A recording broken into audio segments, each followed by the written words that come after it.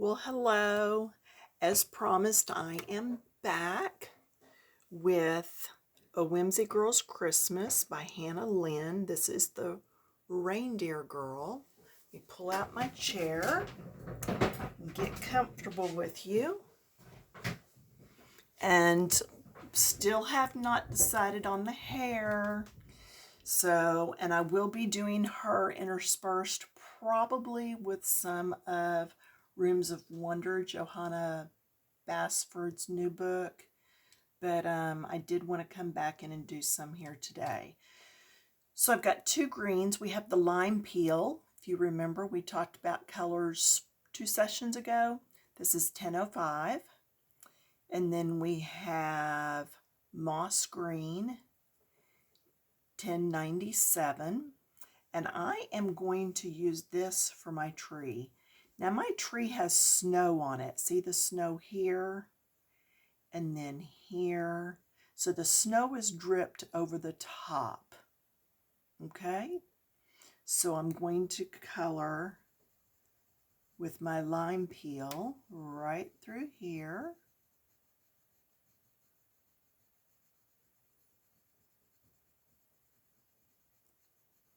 It's just the color I picked for my tree. Pick whatever colors you like. It's not, a hardened rule or anything as to what color the Christmas trees are, So maybe this is a tree that somebody set up outside and it's really pink. I don't know. That's where you get to write the story, okay? So I'm putting that the snow fell on the top and is dripping.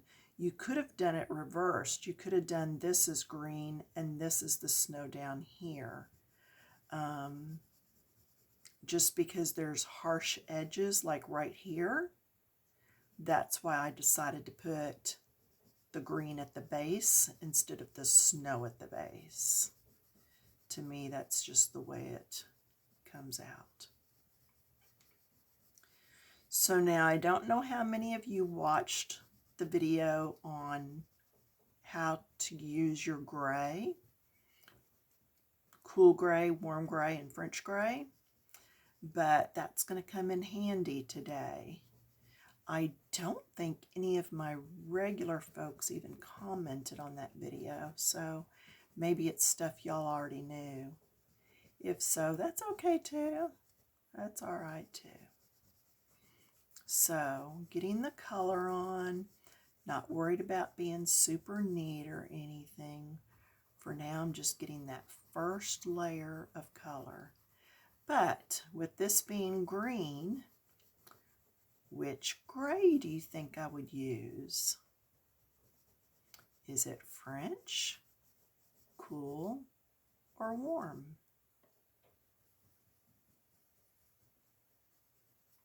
It's cool because it's the grass and the sky colors. All right, now I'm coming in with that second green, and I'm going to do just where the snow kind of overlaps, where it casts a little shadow. So when we talked about the grays, French gray has some yellow in it and makes them look kind of brown, remember? Then cool gray is for your blues and greens, and then warm gray is for your reds and orange and yellow. So that's why on this one and the tree snow, we're going to be using cool gray. Now you might say, well, why are we using gray on snow? You can either go a very soft blue that almost looks like white, or a lot of times I will use the gray. Where are we going to put it? We're going to put the gray where it tucks up underneath the branches, because that's where the shadow would be. Okay, the shadow here is under the snow. And we'll do, this tree would be done the same way. So then let's grab the cool gray and the white. Now I'm using cool gray that's only 20%. Okay. So my white, this is all white. Don't forget to check your pencil. Make sure there's not some other color on it, like this red right here from last time I used it. All right. So I'm going to put the color on. You baby, well, the paper's white. Why are you coloring it? Well, because it's going to make it easier to blend the gray. That's part of the strand of her hair, and we can go over that later when we decide what to do with her hair. Okay? So yeah, by going ahead and laying down the white, it just allows that gray, whenever I do it, to blend in there better. It'll be easier. It's easier to blend pencil to pencil than just pencil to white that's on paper. Okay, so then my gray tucks up underneath. So my gray would be up in here. And then it gets light as it comes down. See, you can barely see that, I bet. But I can see it.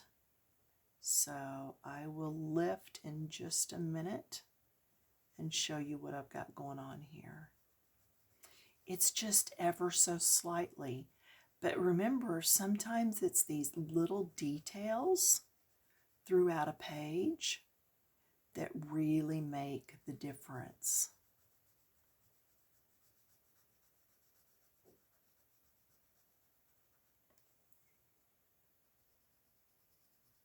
Trying to keep my hand out of the way so you can see what I'm doing. I'm just going right under this green and then blending as I come down. And again, you can use blue. Just do it really sparingly. Make sure it's a light, light blue.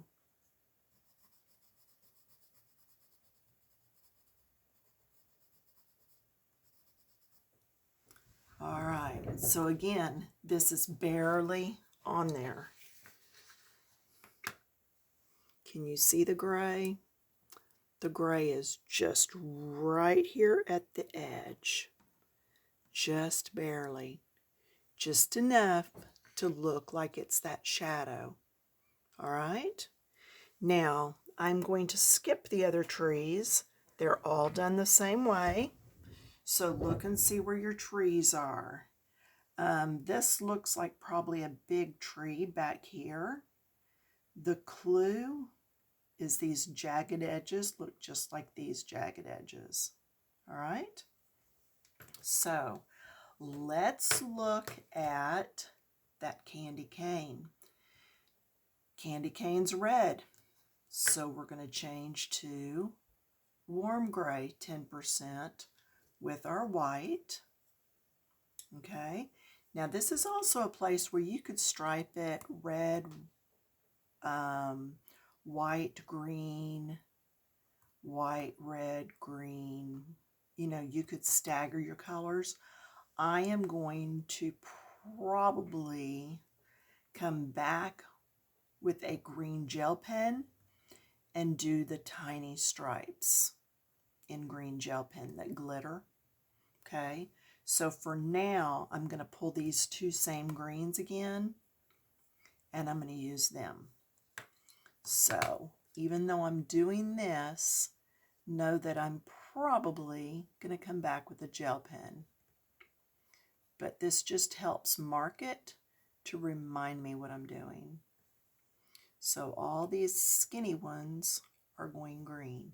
And again, this may be a good spot for you to watch once to see if you like the way it looks before you follow along. It's another good thing about YouTube, getting to rewatch. Now, you see how I'm doing top and bottom, leaving that middle lighter. That is what is going to cause this candy cane to look more rounded. Okay, just top and bottom, couple strokes each direction, and that's it. So now I'm going to do the white before I do the red, because if the white gets in the red, it's going to smear it. So I'm going to come and I'm going to start on this one. Okay, so this end will be red. Okay, so in the middle is white. One past the green, the middle is white. And if you need to tell yourself that over and over, okay, so this is going to be the one past right here. Yeah, if you need to say that over and over until you get it all colored through there, then do, because it can sometimes be confusing. Okay, got that one. Now I'm going to come back with the warm gray. This is 10%. And I'm going to do the same ones, and I'm going to come up into it and then down into it. All right, up into the white, down into the white. Start a little heavier, then get lighter, heavy, get lighter. If it doesn't blend well for you, grab your white pencil and come back and blend it. Okay, it's just that easy. Just come back and blend it. And you can see that has a little bit more color on it than this does. And that's what we want. We don't want it overpowering. We don't want a gray candy cane. We just want enough color on there that it looks like it's got some shape to it. Just keep going around. Follow the lines on the candy cane. And this is how I do all my candy canes. When I paint with my decorative painting, this is exactly how I paint a candy cane, except I'm using water and floating the gray color on there. Same thing. Okay, get your colors blended. Just go for it. You can do it. I know you can. So if we're going to use red next, 923, I'm going to do the middle. And this is on the opposite side of the green.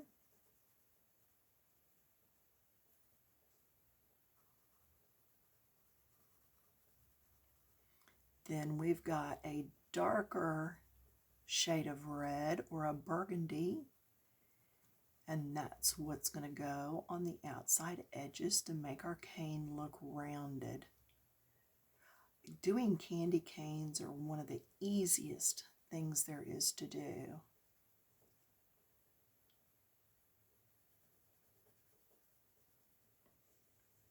And how many times have you seen a candy cane and then there's like a broken, like white line that goes through it where it's really shiny?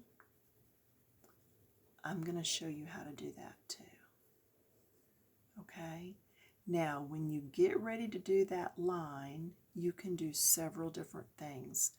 You can use a fine tip Posca pen. You can use a gel pen. You can use paint with a liner brush. I actually did not bring any of my pens in here, so I will have to look in a minute and see what I've got. Now I've got Tuscan Red 937. Let's see how this does. Coming in just enough and blending. See, you can see this easier than you could see that white. This shows up a little more like the green did. I may leave that green. I'm kind of liking it now that it's on there. Instead of using a gel pen, a glitter gel.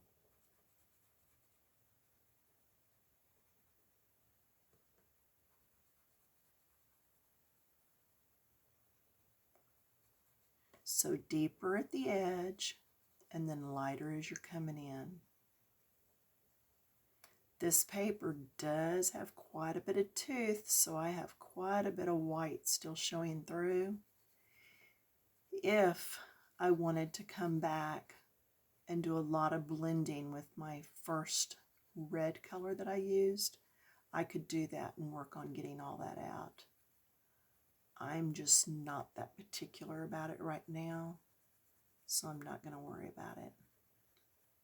But you can see how it's darker on the edges, lighter down through the middle, and that's giving it that rounded look. You can do that anytime you're doing something round. You can do it on a crayon, a pencil, do it on a coffee cup. Just make the edges darker so that it looks like it's wrapping around. That gives you that rounded edge. Remember on her face where we went a little darker, where it wrapped around to the far side? It's the same thing. So think about the shape that you're coloring. And I'm going to go all the way around on this one. Think about the shape you're coloring, and then that's going to help you to understand how much you need for it to look rounded. Okay? So there's trees and candy cane that you can work on. And let me see what I have that is going to work for white. You know what? I actually have paint right here. So that's what we're going to try. Now, you don't have to have a whole lot of paint. I'm just shaking my bottle up. You don't have to have a whole lot of paint and supplies to be able to do something like this. I've got a water bottle here. I'm going to move this to the side. I've got a water bottle, and I'm just going to put out a little bit of water. And I'm going to put out, it's going to take very little paint. But the thing I want to do, you know what I could do? Let me show you this way. This may be easier. There's a little bit of paint in that lid. What I wanted to do was water it down just a smidge. So this is not, I'm not adding enough water that it's going to wreck my paint. Just adding like a drop or two in there, if that. I didn't get much at all. Okay, and then we want to get, and I am going to turn this sideways because it's easier. Oh, and don't put your paint on your picture. All right, if you're using paint, don't do that, because that's the one time that you're going to end up with something on the bottom of your paint cap and drag it across your picture. And that's a big no-no. You don't want to do that. So then I'm going to get into my brushes over here. Yeah, I have an astounding number of brushes. And I'm just going to get a liner. Now this is teeny tiny. Okay, you don't have to go something this small. But just if you decide this is something you want to do, you can get the cheapest white paint. Okay, you're going to have just a little on there. And if you think of the candy cane as half and then another half, we're going to do like right on the quarter.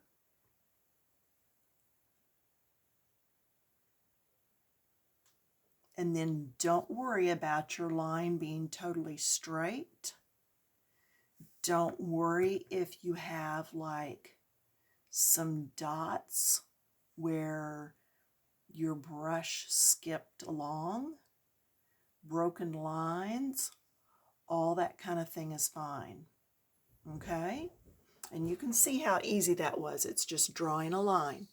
Now I'm going to turn again because it's more important if I'm going to show you how to do this that I'm in a spot that's comfortable. So again, thinking about that top section, I'm going to come right around here. And see, you can have it heavier in some areas and lighter in some areas. Okay? And then when we come around, it's going to be on this side. Okay? So you've got to decide where you want to turn from going the top to the top of this part. All right? Do you see what I'm saying? We're doing the top edge, so as we come around here, we still need to be doing that top edge. Then, if you think you're going good at it, nothing says you can't come in here and do another line or two. Do broken lines, because what we're trying to achieve is just getting that reflection. We're trying to make it look shiny. Okay? And that's all there is to it, y'all. Just those little lines there. And then do rinse your brush right away. I put the lid back on my paint. And I don't have a water container. Yes, I do have a water container sitting over here if it's not dried up from when I was watercoloring.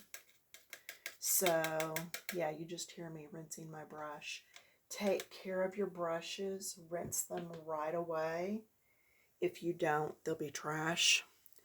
You can get inexpensive brushes at the Dollar Tree. Those work just fine for doing something like this.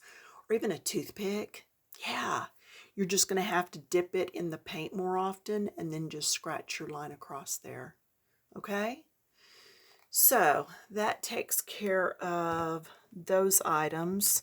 I did grab these colors for the tree. Okay, so I have chocolate, which is 1082, and sienna brown, which is 945. So coming down,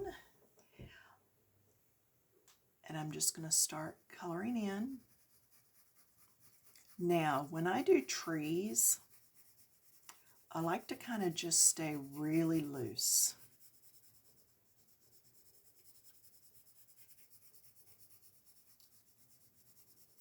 Yeah, just color like a little kid would.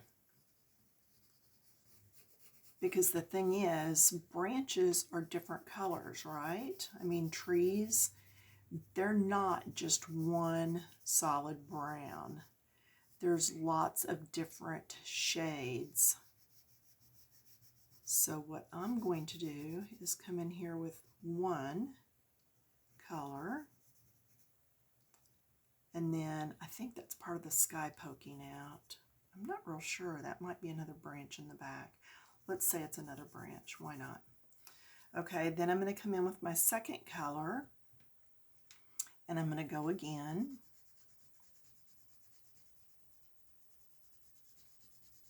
And see how my tree doesn't look so flat. It doesn't look just one color. And I can go darker down here where it's maybe shadowed around that tree. I can go darker here where this is tucked behind this one. But the thing is, overlap your browns. Use 2 or 3. If you want to go with 4, go with 4. But do get some darker areas in there. Get your lighter areas. Keep it very loosely done so that it doesn't look like you've got a flat one style tree.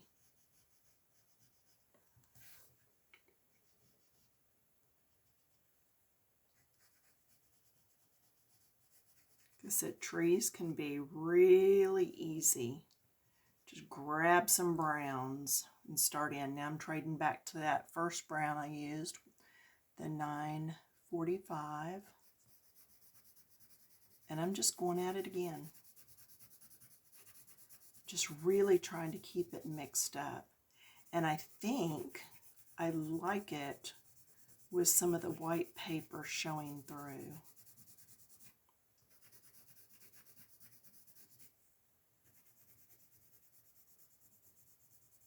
It just lends a little bit of different feel to it. Plus it could be some snow. There, we'll go with that. It's snow. Oh, goodness. So how many of you saw the flip through of Rooms of Wonder, Johanna's newest book? Yeah, I may take a break from this in the next section and do a page out of her book or a piece of something. Now I'm trading colors again. I'm back to that 1082. Yeah, I might, just because I'm kind of excited to really dig into that book. So let me know what you want to see done on this page yet. I will do her hair because I know hair gives some people problems. So I will do her hair yet. Is there anything else on this page that you need to see done in video? Leave me comments down below. And as long as you let me know in a timely manner, then I will come back and see what I can do for you. If it's a year from now, nope. 6 months from now, probably not. So, but if it's timely manner, then a few sessions, then yeah, I can come back in because I'll still know where the picture is. All right, so there you have it. It's not just one color. It's several colors in there. I don't know how well that shows up for you. But anyway, mainly I wanted to show you the candy cane this session and that Christmas tree, how to use gray on that. Okay, so if you've got questions, post them down below. Again, this comes in PDF, or you can get the book on Amazon. It is Hannah Lynn's A Whimsy Girl's Christmas. All right, thanks for stopping by. I will see you in a few days. Bye-bye.